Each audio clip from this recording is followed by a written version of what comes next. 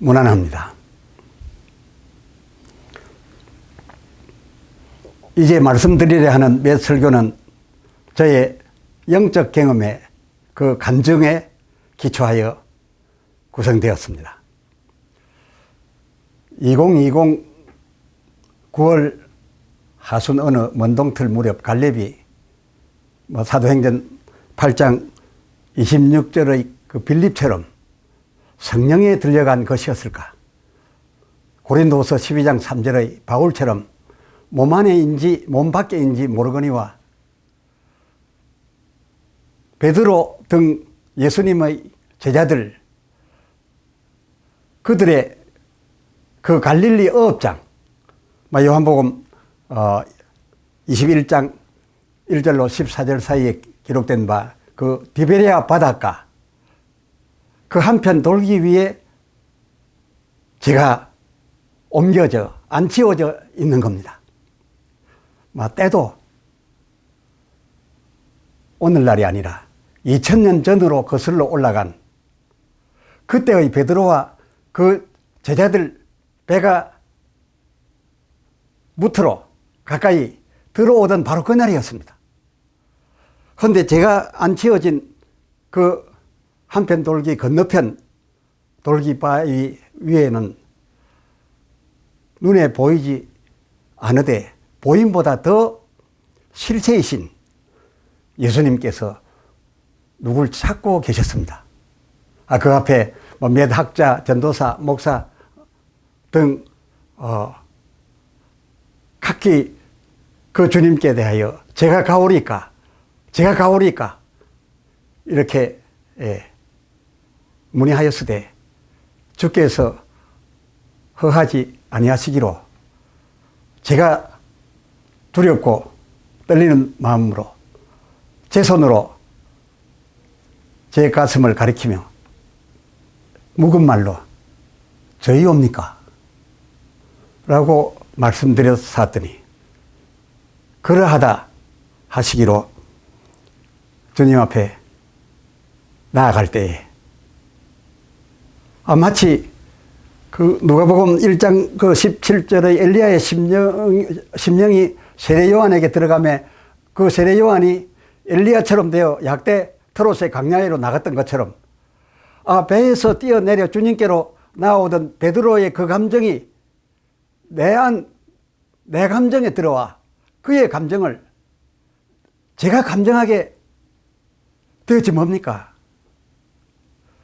그런데 참 놀라웠게도 제 감정으로 감정되어진 바 그 베드로의 심정은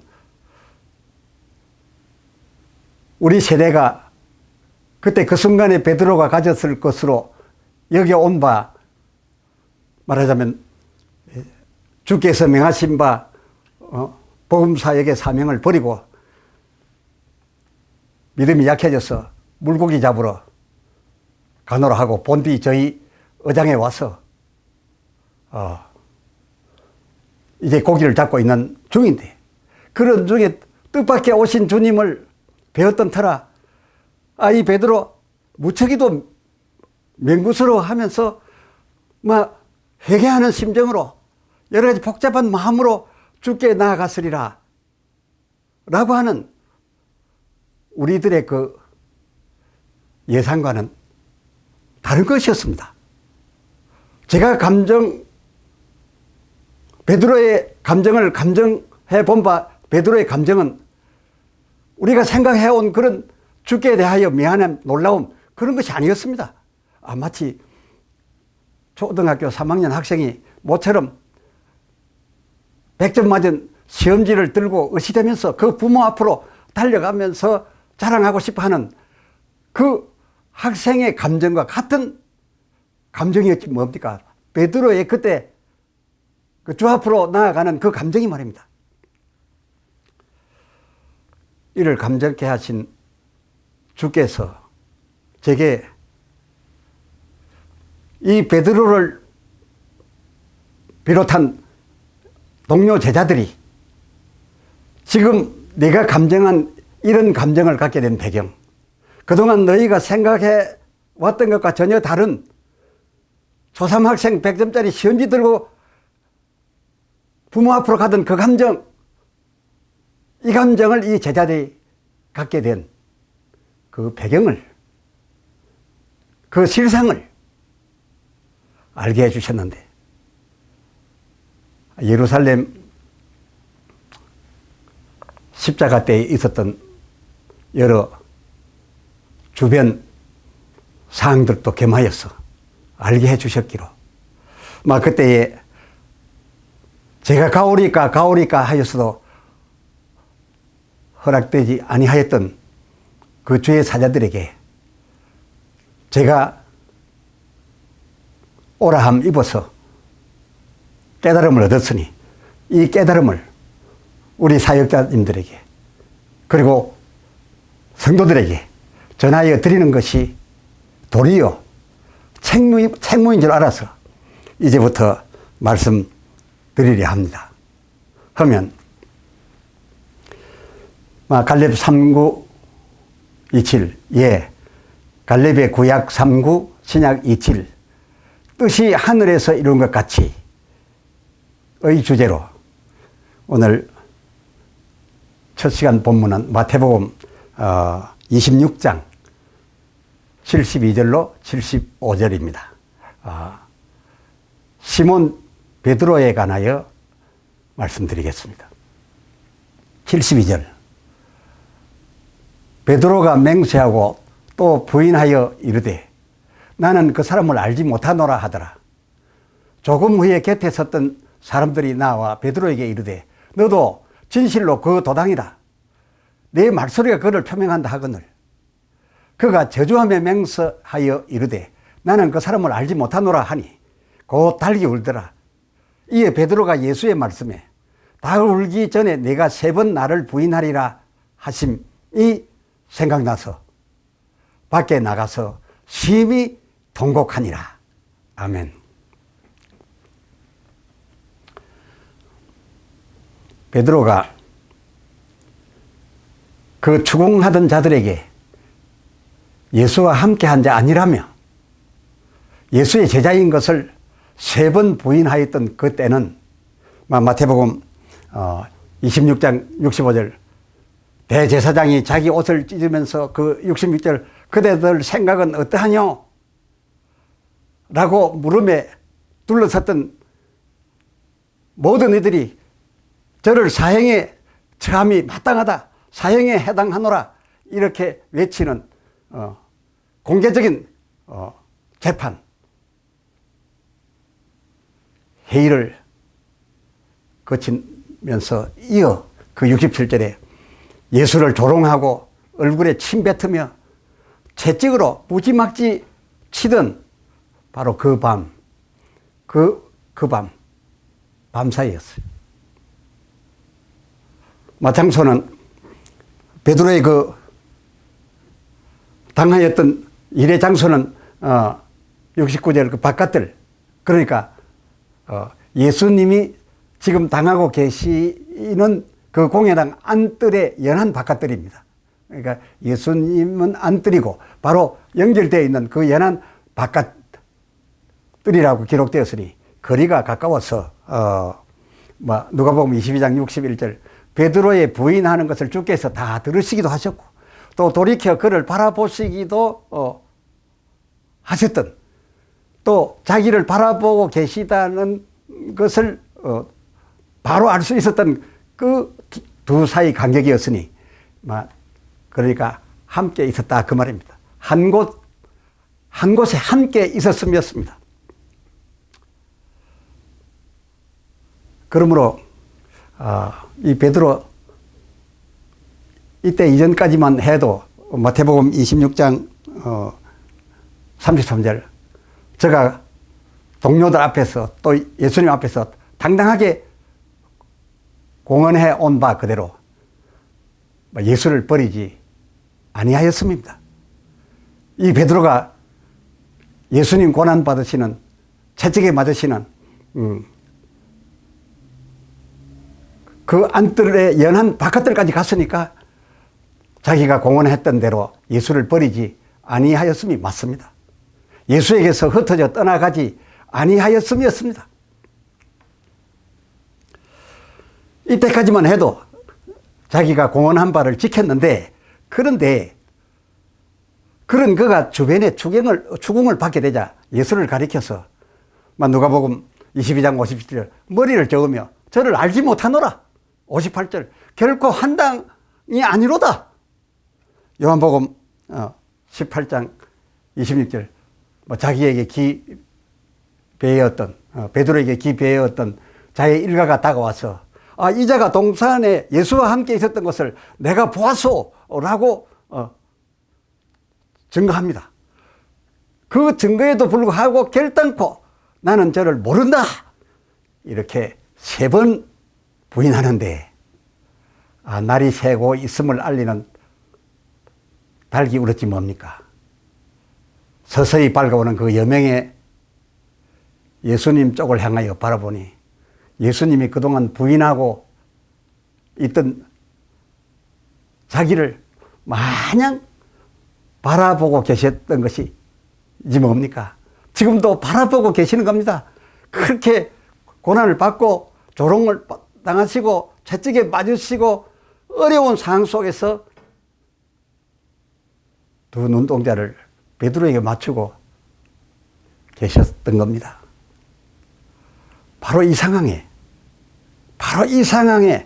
이 베드로 어제 저녁 마태복음 26장 75절 주께서 하셨던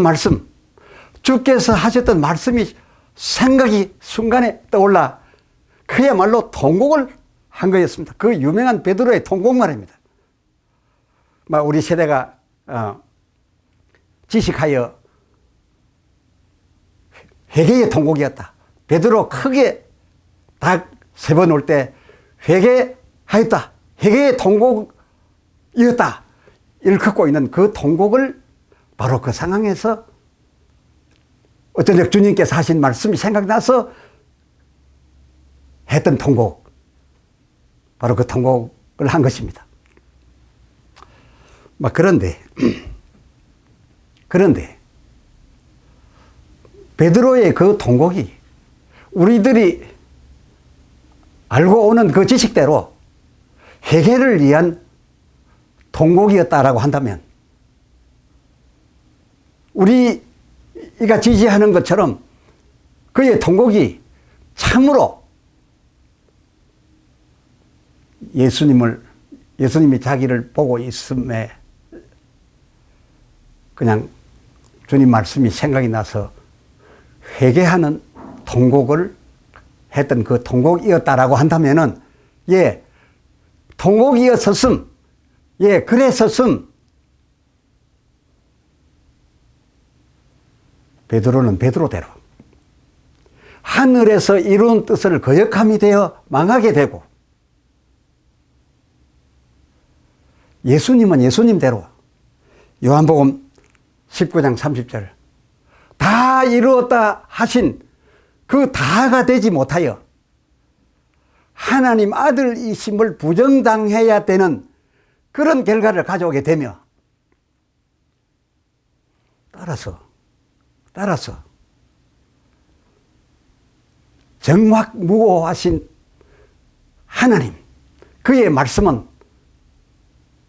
진실하고 전능하사 다 이루어진다라고 하신 바, 여호와 하나님께서도 하나님이 하늘에서 세운 당신의 뜻이 땅에서 이루어지지 아니함이 되었어. 무슨 말입니까? 베드로의 그 통곡이 회개였다면 말입니다. 이번 저를 이끌어가 디비리아 바다에서 알게 해주신 바에 의하면 말입니다. 그 베드로의 통곡이 우리 알아오는 것처럼 회개였다라고 한다면 다 무너지는 거였습니다. 하나님께서도 뜻을 하늘에서 세우셨으나 이 땅 십자가 주변에서 이루어지지 않아서 그야말로 예수님이 그렇게 바라시고 가르치고 기도하라 하셨던 마태복음 6장 9절에 여호와 하나님의 이름이 거룩히 여김을 받으시게 되기는커녕 오히려 망령되이 일컬어지게 되는 그런 회개, 그 통곡이 회개의 통곡이었다면 베드로도 망하고 예수님도 하나님 아들이 되어지지 않고 하나님도 망령되이 일컬어지는 그런 결과를 가져 오는 것이라 라고 알려주셨습니다. 그때 그 디베레아 바다에서 예수님이 제게 말입니다.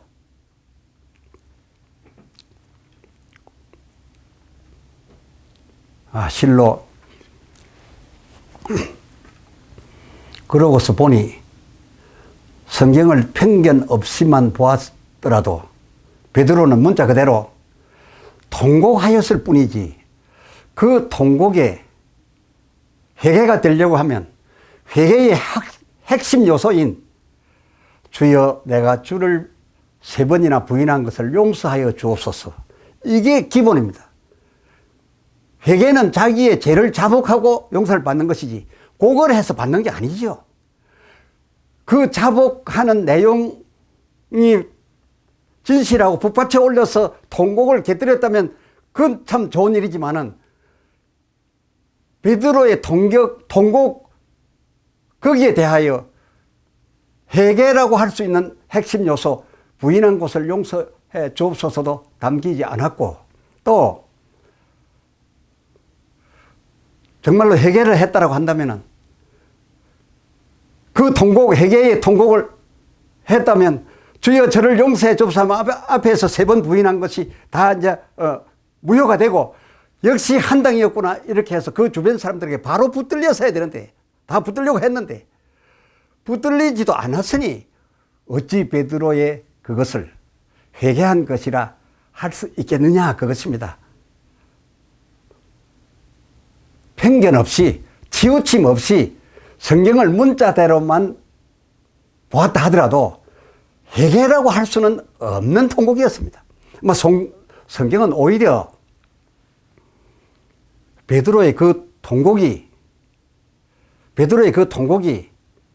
행여 회개로 알려질까봐, 비춰질까봐 회개가 아니었음을 우리로 알게 하려 하여 아주 열심히 하였어요.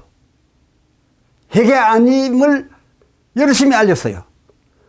이 통곡에 대해 기록한 제자 누가, 마태 기록에 다 열심히 들어있어요. 누가복음 22장 62절 기록에도 굳이, 마태복음 26장 75절 하반절 기록에도 굳이 일부러 안 넣어도 될 말 같은데 굳이 베드로가 그 통곡을 바로 주님이 자기를 쳐다보고 어제 저녁에 하셨던 말씀이 생각났던, 바로 부인하던 그 장소에서 한 게 아니었습니다.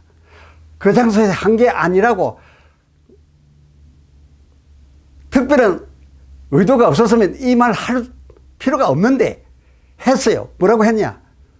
그 장소가 아니라 거기로부터 밖에 나가서, 누가도 밖에 나가서를 굳이 썼고, 마태도 굳이 밖에 나가서, 밖에 나가서. 그러니까 이 사람이 통곡을 했지만은 주님이 앞에 계신데 주님 앞에 회개한 것도 아니고 그 뜰 사람들도 모르게 그 현장을 벗어나서 아무도 눈치채지 못할 곳에까지 가서 곡소리 질렀다 라고 기록을 하고 있는 겁니다. 왜 굳이 우리가 회개의 통곡이라고 하면 밖에 나가서란 말은 아무 의미가 없어서 우리 다 버렸지만은 오히려 성경은 거기에 방점을 둔 겁니다. 행여 그 통곡을 우리들이 여기 온 바처럼 후대의 사람들과 그 당시의 사람들이 회개한 것이라고 여길까봐, 회개라고 여길까봐서 일부러 회개 아닌 것을 방점을 두어서 강조하고 있으므로 우리들이 필요 없이 거의 던져버린 밖에 나가서라고 굳이 어찌 보면 영양가 없는 말 같으나 그러나 굉장한 의미가 부여되어서 그렇게 수식을 하고 있는 겁니다. 베드로의 그 통곡이 만일 그에게 회개였음, 뜻이 하늘에서 이룬 것 같이가 아니 되기 때문에 이 기록자들이 성령의 감동으로 이 밖에 나가서를 강조했다 그것입니다.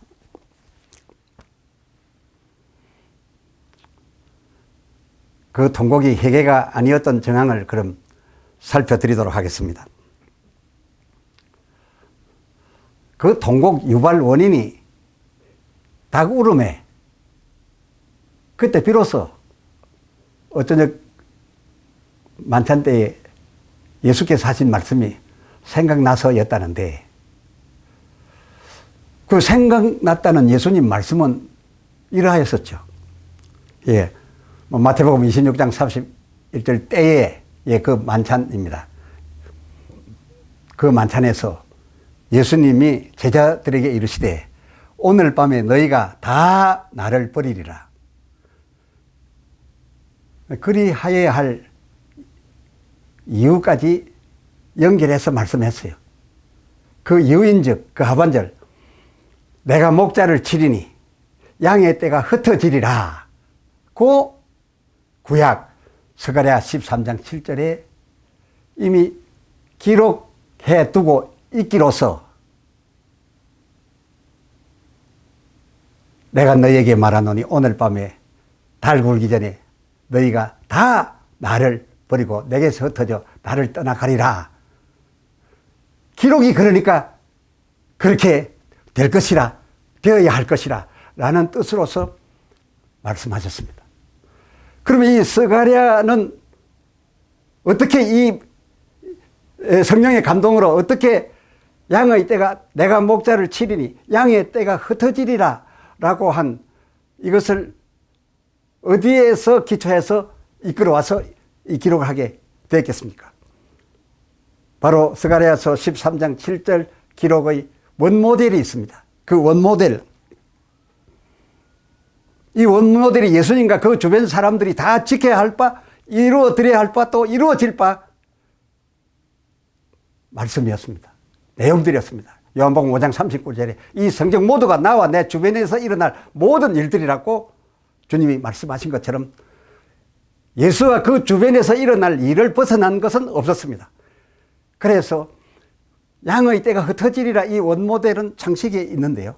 창세기 22장 1절 이하 아브라함이 아들을 제물로 드리러 가던 그 3일 길에 모리아 산을 향하여 출발하던 그 출발에서부터 3일 가는 길에 첫째 날과 둘째 날 2일까지는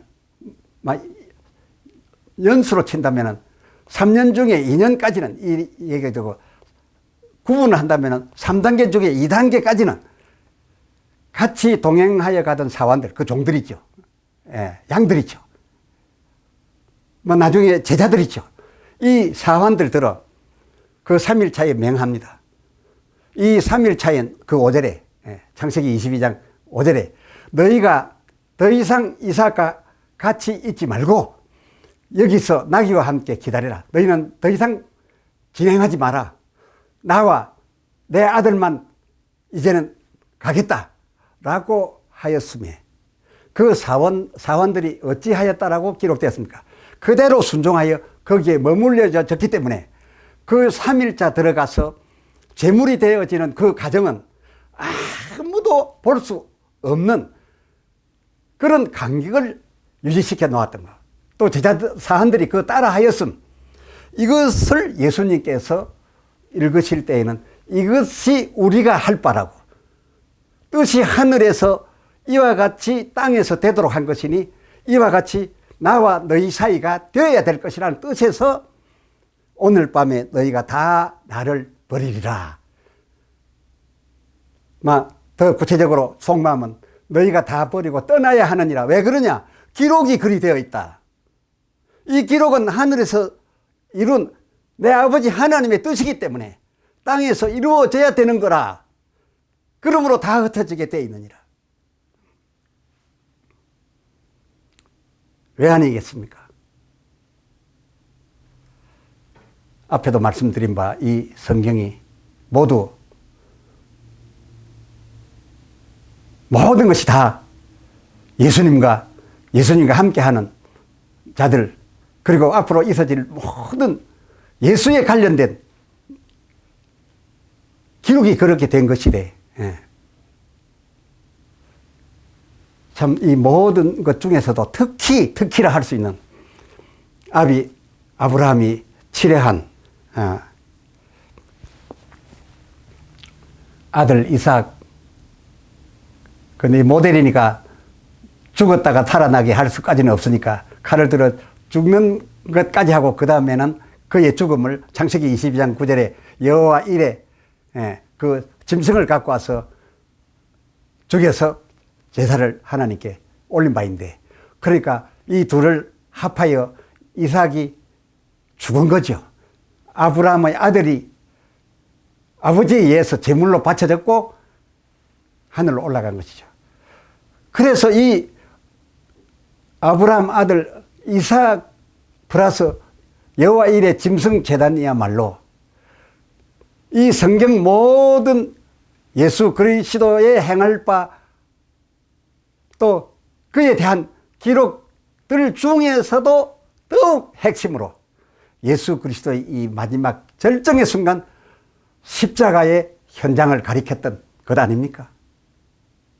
그렇다라고 한다면 예수 그리스도를 십자가에 달기 위하여 치던 바로 그 장소 안에까지는 여태까지 따라오던 첫째 날과 둘째 날까지 따라오던 그 사환들, 그 예수님으로 말 같으면 그 제자들입니다.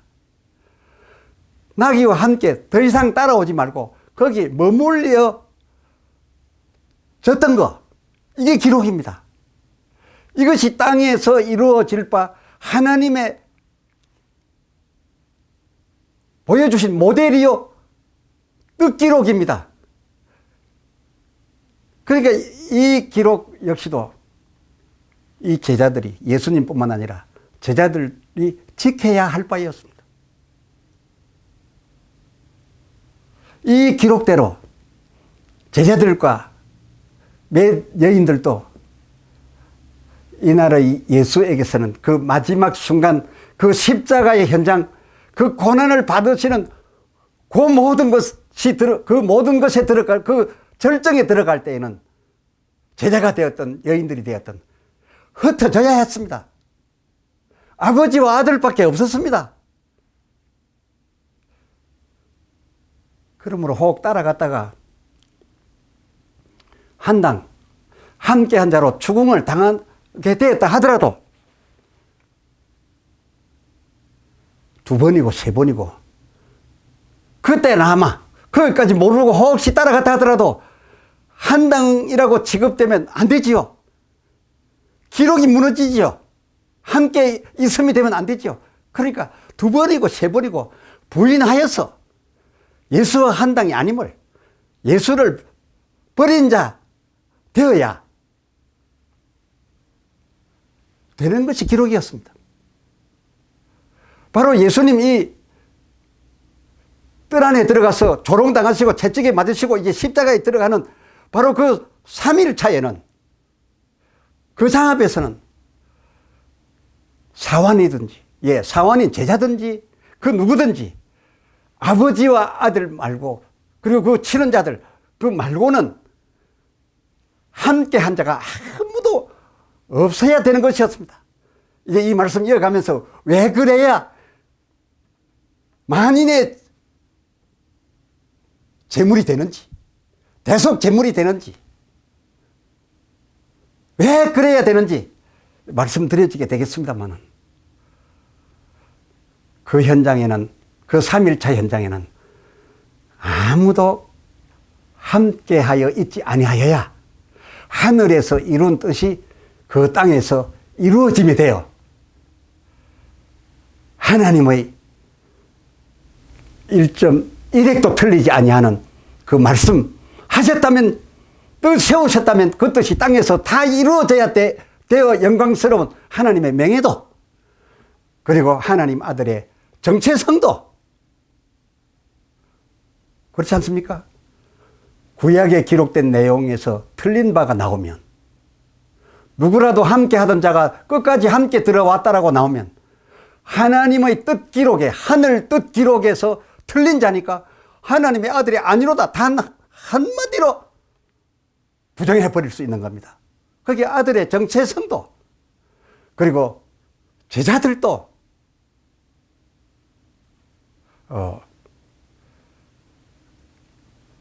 그것이 함께 있지 아니하여야, 그리고 갔다 하더라도 부인하고 떠나야 모든 세상에 인식되어지기를, 제자들 저희들도 정당해지는 겁니다.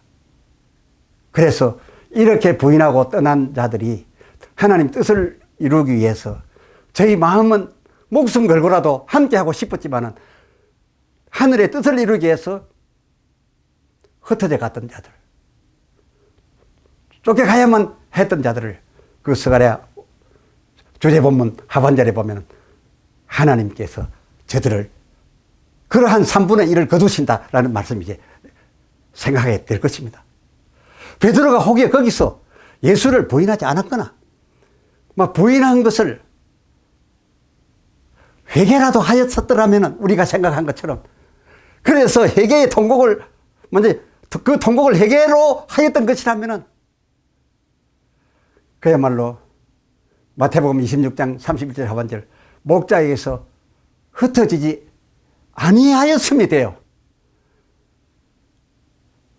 하나님의 말씀은 정확무오하다라고 하는 우리 기독교, 그리고 예수님이 정확무오한 하나님의 말씀을 정확무오히 다 이루었다라고 하는 우리 기독교, 이 기독교의 근간은 바로 무너져 버리는 겁니다. 베드로의 그 통곡이 회개였으면 말입니다. 잠깐 쉰 후에 간증의 디베레아 바다 알려주신 정황 계속 전해드리겠습니다.